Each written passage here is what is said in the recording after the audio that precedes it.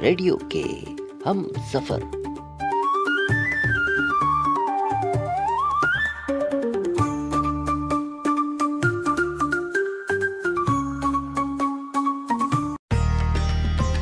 श्रोताओं नमस्कार। Programme radio के हम सफर में आप सभी का स्वागत है। आपके और रेडियो के बीच के मधुर रिश्तों की मीठी मीठी दास्तानों के साथ लीजिए एक बार फिर हाजिर है ये प्रोग्राम आप सबके बीच, जिसका नाम है रेडियो के हम सफर। इस बार इस प्रोग्राम में हमने बातें की देश भर के भिन्न भिन्न प्रांतों के श्रोताओं से। सबकी अपनी कहानी है। चलिए ज्यादा समय न लेते हुए आज के प्रोग्राम रेडियो के हम सफर में सबसे पहले मिलते हैं देवास जिले के खातेगांव के हमारे श्रोता श्री गोविंद जालूदिया जी से। गोविंद जालूदिया जी, आपका आज के इस प्रोग्राम में बहुत बहुत स्वागत है। आपका रेडियो से रिश्ता सबसे पहली बार कब बना? क्या है कि जब हम 11-12 साल के थे तो उस टाइम पे 64-65 थे सर। इंग्लैंड की बेला और संगम पिक्चरें आई थी जब से। अच्छा। जब से हमने देखना भी स्टार्ट करा और रेडियो सुनना भी वो करा। अच्छा, तो रेडियो से आपका? हाँ, रेडियो था सर हमारे पास पहले रेडियो था। तो वो बैटरी भी उनकी जो बहुत बड़ी रहती थी, जो 6 महीने 7 महीने चलती थी। अच्छा, फिर समय ऐसा आया अब सर ये 65-66 के बाद से ट्रांजिस्टर शुरू हो गए। इसके बाद सेल वाले हो गए। 6 सेल लगते थे इकट्ठे उसमें। अब आपके एक दो सेल कर लगते हैं, बड़े सेल लगते थे। हाँ, वो फिर मतलब है ना एरिया में मतलब है नहीं, एक दो चुने घर ही रहते थे वो। अच्छा, तो इंदौर ही लगता था हमारे यहाँ। ये कब की बात कर रहे हैं आप? ये मैं बात कर रहा हूँ सर करीब 66-67 की। उस वक्त आपकी उम्र क्या रही होगी? उस टाइम पे सर 12-13 साल का होगा, 12-13-14 साल। यानी आप बचपन से ही रेडियो से जुड़े हैं? हाँ, बचपन से रेडियो सुनते हैं सर। रेडियो का बहुत ही मेरे को बहुत ज्यादा लगाव है सर। जैसे किसी के यहाँ लाउड स्पीकर वगैरह ये पहले भोंगे लगते थे, चुंगे। जी। ये कोई ब्याह शादी या कोई के यहाँ लगता था वो कभी उसमें, तो हम देखने चल जाते थे उसको सुनने के लिए। अच्छा। और 78 वाली रिकॉर्डें चलती थी, वो बड़े बड़े मतलब HMV एज मास्टर 22 वाली। हाँ जी। जो उनका ग्रामोफोन भी था, उसमें चाबी भरते थे। फिर ये सब प्रोग्राम चलता रहे। तब से इतने दिनों में आपने रेडियो के तमाम प्रोग्राम सुने होंगे? हाँ सर, रेडियो के सब प्रोग्राम सुने सर। आपका बैतूल शायद मेरे ख्याल से मेरे को ऐसा सुनने में आता है कि जब आपने हेलो फरमाइश से शुरू करी थी, जब से ही मैं लगाता रह रहा हूँ। जैसे मैं बैतूल का लगने का मेरा बहुत शौक है। बैतूल के लिए मेरे को है ना उधर जाना पड़ता था लगाने के लिए। अच्छा। नर्मदा जी है निमावर में, वहाँ से वो लग जाता था थोड़ा सा। अच्छा। और आजकल तो ये सिस्टम हो गया है मोबाइल वाला। वो तो कहीं भी खड़े हो तुम, आंधी तूफान कुछ भी हो, आप देखने को सुविधा ये हमने कभी सोचा ही नहीं था कि ऐसा होगा। ऑनलाइन आप रेडियो लाइव सुन सकते हैं। हाँ, बिल्कुल सही बात कह रहे हैं। हाँ नहीं, क्योंकि हमने पहले के जमाना एंटीना वाला, और फिर जब वो रेडियो चलते थे ना उसके तो जाली लगाते थे ये छेव से वो छेव तक। बिल्कुल। बहुत सारी जाली से फिर केज होता था और एक ही स्टेशन लगता था बस। बहुत पुरानी बातें कर रहे हैं आप। ये तो बड़ी अच्छी बात है कि आप रेडियो बहुत दिनों से सुन रहे हैं। कम से कम बैतूल आकाशवाणी के तो आप बहुत पुराने दिनों से श्रोता हैं। पहले से तो बहुत मतलब बढ़िया सर। अब आपका क्या है, हेलो बैतूल 8:30 से 9 बजे ही चलता आता था। आजकल बोला आपने अच्छा कर दिया, मतलब 1-2 शनिवार का कर दिया और रविवार का पूरा कर दिया। और मैं तो ये चाहता हूँ कि पूरा सलंग ही कर दो आप सब, ये जो शनिवार वाला है ना। तो अच्छा, प्रोग्राम हेलो FM बैतूल इतना प्रसिद्ध प्रोग्राम है कि इस प्रोग्राम की टाइम लिमिट को हमने बढ़ा दिया है। फिर भी श्रोताओं की गुजारिश रहती है कि अभी और समय बढ़ा दिया जाए। हाँ। इसी तरह रेडियो के हम सफर प्रोग्राम भी जो है ना, वो महीने के दूसरे और चौथे गुरुवार के रोज रात 8 बजे से प्रसारित होता है। इसे भी जरूर सुनिएगा, जरूर पसंद आएगा। अच्छा, 8 बजे सर, ठीक है सर। आज के दौर में कई सारी चीजें आ गई हैं, फेसबुक आ गया, व्हाट्सएप आ गया, ये सारी चीजें आ गई। तो इन चीजों में रेडियो कहीं पिछड़ तो नहीं गया? नहीं, रेडियो का जमा सर आजकल मिल नहीं रहा रेडियो। इसलिए नहीं मिल रहा है रेडियो कि आजकल क्या है, सब उस मोबाइल वगैरह भी चलने लग गया, नहीं इसलिए मिलने में बड़ी दिक्कत आती है। तो रेडियो के प्रोग्राम्स आज भी सुने जाते हैं? हाँ, रेडियो के मैं सुनाता हूँ सर। सुबह वाला प्रोग्राम है एक 7:20 वाला, वो भी मैं सुनता हूँ। और इसके बाद जो है ये आलो फरमाइश तो आपका मैं चूकता ही नहीं हूँ सर। वो 8:30 बजे वाला कभी चूक जाता हूँ नहीं, तो वो जेब में रहता है ये मोबाइल। सुबह 7:20 वाला यानी कि यादों के झरोके से कार्यक्रम। हाँ, वो मेरे को बहुत पसंद है। आपको पुराने गाने बहुत पसंद है, इसलिए आपको ये कार्यक्रम पसंद है सर। मेरे को इस बात आपसे मेरे को घर वालों ने क्या करा, मैं रेडियो का बहुत शौकीन था सर। जब पढ़ता था जब भी एक छोटा सा रेडियो रखा ही रहता था मेरे पास। अच्छा। रेडियो चलता रहता था। और मैं मतलब हाई सेकेंडरी तक पढ़ा हूँ वैसे तो। उस टाइम हाई सेकेंडरी चलती थी और वो भी केमिस्ट्री फिजिक्स बायोलॉजी से चली मेरी। अच्छा।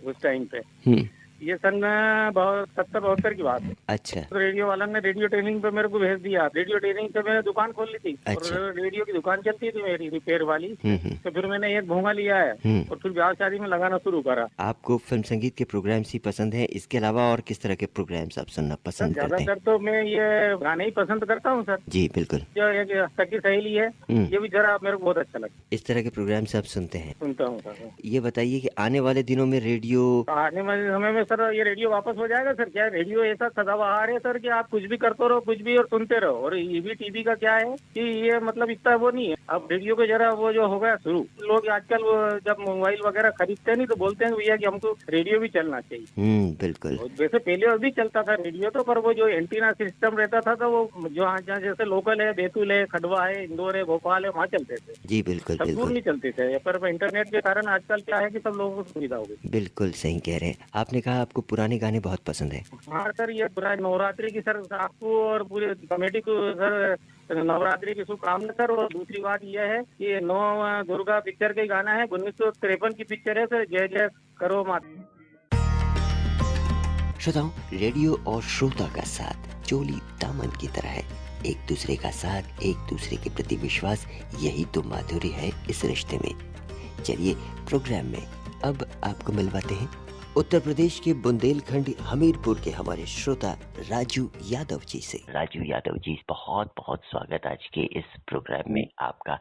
अब सबसे पहला सवाल राजू यादव जी, रेडियो से आपका नाता कैसे जुड़ा? सर जी, रेडियो से हमारा बहुत पुराना नाता है। 1993 की मैं बात करता हूँ। तो हमारे एक आदरणीय परम पूज्य पिताजी रेडियो सुनते थे और हम बच्चे थे उस समय। तो हम देखा करते थे रेडियो में कौन बोलता है, कहाँ से बोलता है, इसके अंदर क्या बैठे हैं। कई प्रकार की नाना प्रकार की भ्रांतियां हमारे मन में जागृत होती थी। और धीरे धीरे ये भी सोचा कि हमारी आवाज किसी दिन आएगी, ऐसा सोचा था। अच्छा। हो सकता है हमारी आवाज कभी रेडियो पर सुनाई देगी क्या हम ही को, ऐसा मन में जागृति रही। उस समय मोबाइल नहीं चलता था, नंबर पीसीओ से चलते थे। तो हम पैदल यात्रा 15 किलोमीटर, 1-2 किलोमीटर नहीं, पैदल 15 किलोमीटर जाते थे। समय का विशेष ध्यान रखते थे, पहुंचना समय से है। अच्छा। और हमारे जो आर्मी पीसीओ मुस्कुराते थे, हमारे मित्र, वो भी बाहर लिख देते थे कि आज लाइन खराब। अच्छा। और हम बराबर ट्राई करते थे। अच्छा। तो हमारी पहली रेडियो पर रिकॉर्डिंग हुई। अच्छा। और हमने गीत भी सुना। मूवी का नाम था प्रेम रोग, भंवरे ने खिलाया फूल, फूल फूल ले गया राजकुमार। ये हमारी पहली फरमाइश है रेडियो में, चली 2002 में। सन 2002 में जी। एक तरह से आपने बचपन से ही रेडियो से जो है नाता जोड़ लिया। जी जी। तो उस वक्त तो घर में पूरा परिवार रहा होगा। हमारे पिताजी हो गए और हमारी माता जी हैं और हमारे चाचा जी हैं 4-5, यानी हमारे पिताजी 7 भाई। अच्छा। चाचियां 7, उनके बच्चे। फिर भी अपना रेडियो ऑन कर देते थे और अपनी सभी लोग अपना कार्यक्रम सुनते रहते थे। रेडियो समय तो लेता नहीं, समय देता है आपके मनोरंजन की। हाँ बिल्कुल। ये हमने एक अनुमान लगाया। तो इस दरमियान आपने कई तरह के प्रोग्राम सुने होंगे। जी हाँ, कार्यक्रम बहुत सारे, खेती बाड़ी से संबंधित, युवाओं के बारे में, यानी हर प्रकार से हम रेडियो सुनते हैं तो जानकारियां तो मिलती ही रहती हैं। और स्वास्थ्य के बारे में, व्यायाम के बारे में। यानी 5:55 से हमारा रेडियो ऑन हो जाता था और रात्रि के 11 बजे बंद होता। अच्छा। आज भी हमारे पास रेडियो रखा है, पिताजी का ही रेडियो है, यानी 40 साल पुराना रेडियो आज हमारे घर पर है अभी। अच्छा। रेडियो सेटिंग आज भी हम रेडियो सेटिंग से सुन रहे हैं। जो आवाज, जो मनोरंजन हमारे रेडियो से है वो मोबाइल से कहाँ हो सकता है। लेकिन ये तो हमारी वैकल्पिक व्यवस्था है, फिर सफर में है और रेडियो नहीं है तो हम मोबाइल के ऐप के माध्यम से सुन लेते। जो रेडियो में गीत चलेगा उससे हम उसको पता नहीं हमारे मित्र कौन सा गीत अब लेकर आए फरमाइश पर, या आप कौन सा गीत वहाँ से प्रसारण कर रहे हैं। हमारे मन में जिज्ञासा रहती कि पता नहीं कौन सा गीत चलेगा। जब चलता है जो भी गीत हो अच्छा भी लगता है। चलिए, रेडियो की जो ध्वनि तरंगों से हम तक वो आवाज आती है और गीत सुनते हैं, उसका आनंद ही अलग है। चलिए, आपको पसंद आता है, ये बड़ी अच्छी बात है। राजू यादव जी, कई तरह की बातें की, लेकिन ये नहीं बताया कि आपको किस तरह के प्रोग्राम पसंद है। हाँ सर, अधिकांश मुझे तो पत्रों पर आधारित या व्हाट्सएप पर या ईमेल पर, या पत्र लिखते थे, डाक में डालते थे। अब तो ईमेल पे हो गया है, व्हाट्सएप पर हो गया है। तो अधिकांश व्हाट्सएप पे या ईमेल वाले कार्यक्रम भी सुनते हैं और ज्यादातर फोन कार्यक्रम अच्छा लगते हैं, और उसमें जो ग्राम सभा के कार्यक्रम है वो भी अच्छे लगते हैं। अच्छा, वैसे आप क्या करते हैं? हम कृषक हैं।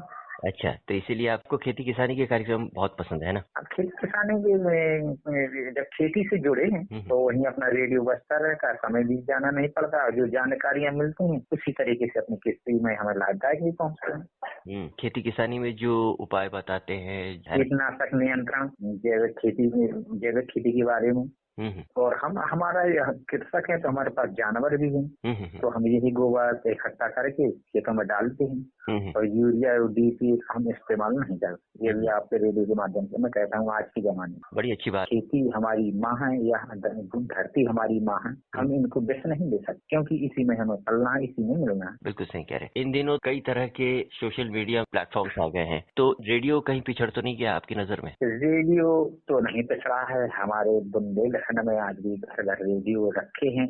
अच्छा। अब नया जमाना आ गया है मोबाइल ऐप पे, तो अब ये है कि हम सफर में गाड़ी में जा रहे हैं कहीं, इसलिए थोड़ा अच्छा भी है। बिल्कुल, ये नहीं कहते कि अच्छा नहीं, क्योंकि हम अगर कहीं जा रहे हैं तो अब आपका कार्यक्रम सुनना है तो सुन नहीं पाते अगर मोबाइल ऐप पे ना होता कार्यक्रम।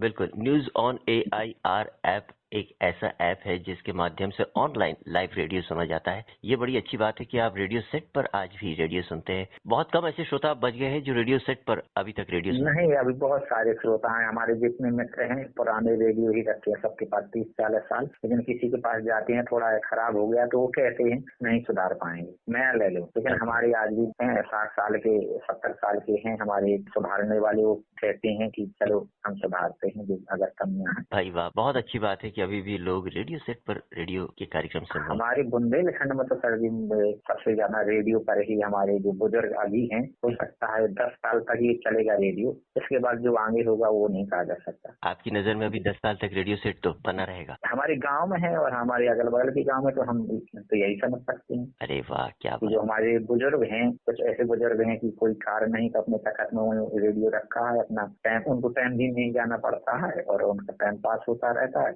और 40 साल 50 साल पुराने रेडियो आज भी जी गए। बहुत सारे लोग होंगे जिनको आप जानते हैं जो रेडियो सुनते हैं। हमारे बहुत सारे श्रोता हैं, हमें जो कभी कहीं आवाज सुन लेते हैं तो या उनकी आवाज हम बता देते हैं तो उनको भी अच्छा लगता है कि हमारा नाम रेडियो पर निकला है, खुश होते हैं। आप वाकई में एक दूसरे से जुड़े हुए हैं। हम रेडियो के हेलो फरमाइश एकता ग्रुप के जो हमारे माननीय सम्मानित गुणवंत कड़ू जी हैं, गौतम राय बोले जी हैं, आदरणीय शारदा प्रसाद जी मथुरा वृंदावन से, राजू लवानिया भी मथुरा वृंदावन से हैं, टेकचंद अग्रवाल हैं छिंदवाड़ा मध्य प्रदेश से, और हमारे सतीश रघुवंशी भी छिंदवाड़ा मध्य प्रदेश से जुड़ते हैं, वो हमारे परम मित्र हैं, और हमारे बलवान सिंह यादव हैं, छोटे यादव हैं, कौशल यादव हैं, अनूप राजपूत जी हैं, और बहुत सारे श्रोता हैं। आपने कहा आपको फिल्म संगीत के कार्यक्रम बहुत पसंद है, कैसे गाने पसंद करते हैं? हम 19 से ही गाने पसंद करते हैं, ज्यादातर नए वाले गीत हमें ज्यादा पसंद नहीं आते हैं। अच्छा, अगर आज इस कार्यक्रम में मैं आपसे कहूँ कि कोई एक गीत आपकी पसंद का हो जाए तो कौन सा गीत होगा? सर जी, जब आज ये बात ही हो रही। श्रोताओं, रेडियो की आवाज का असर बहुत गहरा होता है। श्रोताओं को आनंद, जानकारी और अपनापन प्रदान करने के साथ साथ ये कल्पना शक्ति को भी बढ़ाता है, और इन सब को लिए हुए ये आज भी सामाजिक परिवर्तन और संचार का एक भरोसेमंद व्यापक माध्यम बना हुआ है।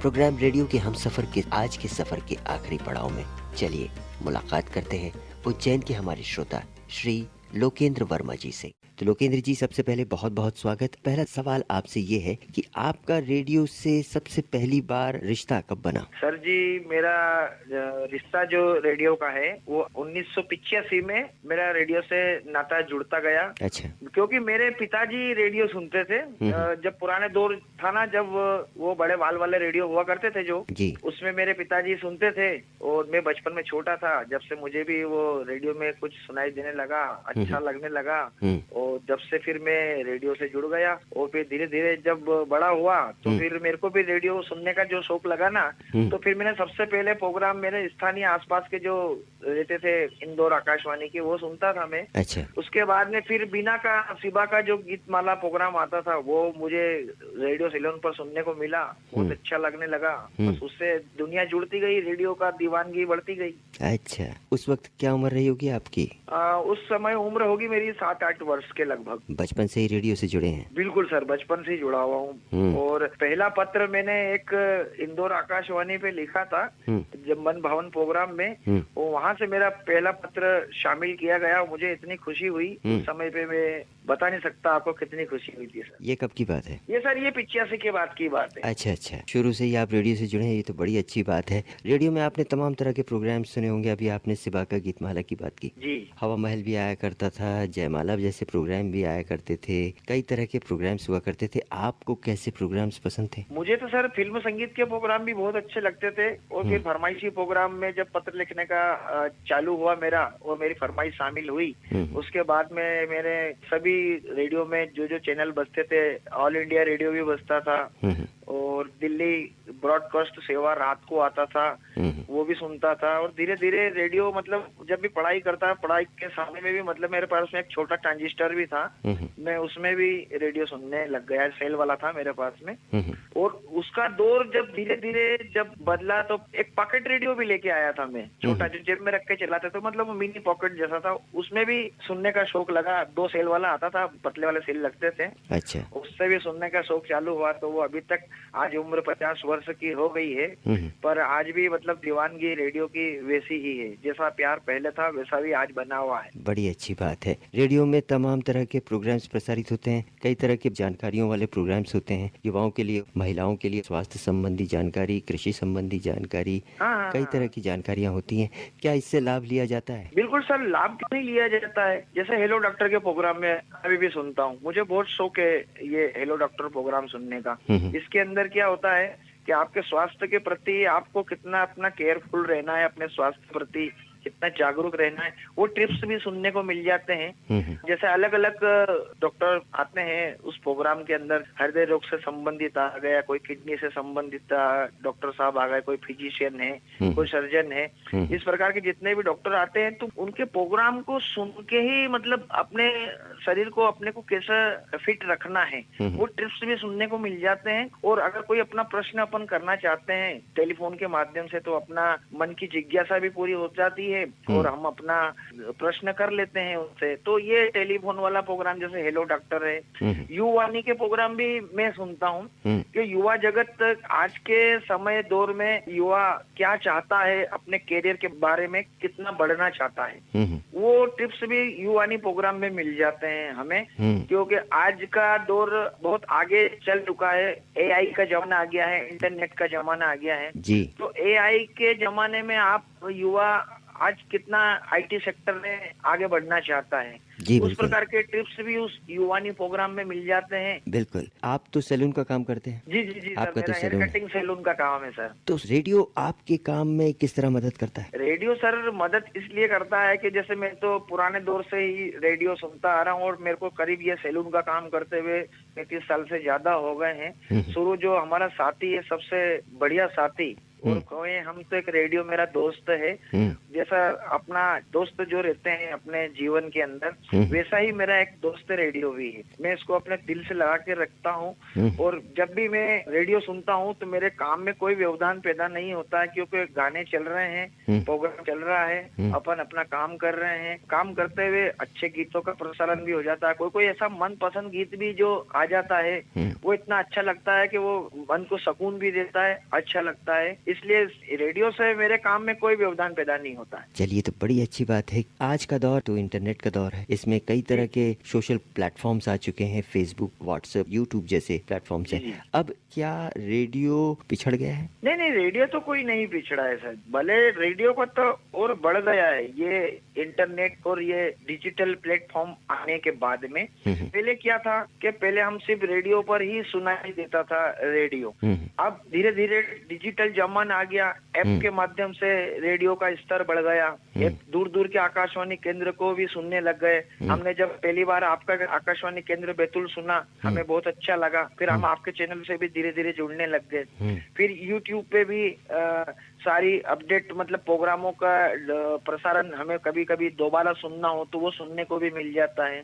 कार्यक्रम की जो डिटेल्स रहती है, वो डिटेल्स फेसबुक और इंस्टाग्राम के माध्यम से हमें मिल जाती है। तो रेडियो का युग मेरे नजर में तो आज के बाद में कभी भी जमाने में खत्म नहीं होगा और इसका स्तर बढ़ता जाएगा। आज मैं देखता हूँ मेरे यहाँ पर नवयुवा पीढ़ी के बच्चे भी आते हैं, वो भी कभी कभी मेरी दुकान में सुनते हैं तो सुन के मुझे कहते हैं भाई साहब आपके यहाँ रेडियो सुनने में बहुत अच्छा लगता है, आनंद आता है हमें। वाह भाई क्या बात है। रेडियो की मेरी दीवानगी ऐसी है कि मैं मेरे पिताजी की जो यादें हैं, मेरे पिताजी तो अब नहीं रहे हैं, 20 साल हो गए उनको शांत हुए हुए, पर उनकी जो रेडियो सुनने का जो पिताजी का शौक था वो शौक मैंने आज भी मेरे अपने दिलों में जिंदा रखा है और उस शौक को ही मैं अपने पिताजी को याद करता हूँ रेडियो सुनते हुए। उनकी यादों को उस रेडियो के माध्यम से अपने दिलों में सजोए हुए रहता हूँ। जब जब मैं रेडियो सुनता हूँ तब तब मुझे मेरे पिताजी की वही पुरानी यादें याद आती है जब वो बड़े वाल वाले सेट में बैठ के ट्यूनिंग सेट करते थे उसकी कि हाँ अब विविध भारती लग गया है, हाँ अब ये ऑल इंडिया रेडियो लग गया है। ये सभी प्रकार के जो प्रोग्राम की वो ट्यूनिंग सेट करते थे सुबह उठते से, मतलब उनका पहला काम था रेडियो ऑन करना। और आज का दौर भी भले 25 साल इतना समय हो गया है, इतना समय होने के बाद में भी मेरी भी आदत आज वैसी ही है। मेरे घर पर एफएम सेट लगा हुआ है, पर सुबह उठने के दौरान मैं सुबह उसका बटन को ऑन करना नहीं बोलता हूँ, सुबह उठते से ही मैं उसको ऑन करता हूँ। अच्छा। और आज 25 साल से वो एफएम सेट एक ही जगह एक ही स्थान पे चल रहा है और निरंतर अभी वो सुबह शाम दोपहर 2-3 बार उसको मैं चलाना नहीं बोलता हूँ। अच्छा, आने वाली पीढ़ी इस तरह से रेडियो को पसंद करेगी? बिल्कुल सर करेगी, क्यों नहीं करेगी सर। आने वाली पीढ़ी में ना कह रहा ना, इंटरनेट का दौर आने से जो रेडियो को भूल चुके थे वो श्रोता भी वापस से रेडियो के ओर प्रति आकर्षित हो गए, जुड़ गए हैं वापस, क्योंकि ऐप आने से पूरे भारत के अंदर तो ऐप से सुन ही रहे हैं। ऐप के माध्यम से आप विदेश तक सुन सकते हैं, अपने स्थानीय प्रोग्राम को सुन सकते हैं, अपने स्थानीय लोकगीत है या लोक कला का संगीत का प्रोग्राम है वो आप विदेश में बैठकर भी सुन सकते हैं। बिल्कुल सही कह रहे हैं आप। आज इंटरनेट के AIR ऐप के माध्यम से आप विश्व भर में कहीं पर भी लाइव रेडियो सुन सकते हैं। लोकेंद्र जी, आज आपने बहुत सारी बातें की, अब जाते जाते अपनी पसंद का गीत जरूर बताइए। गाना है सर, ये पुरानी फिल्म का है, अनुरोध फिल्म का। इसमें एक गाना है, आते जाते खूब। रेडियो के हम सफर।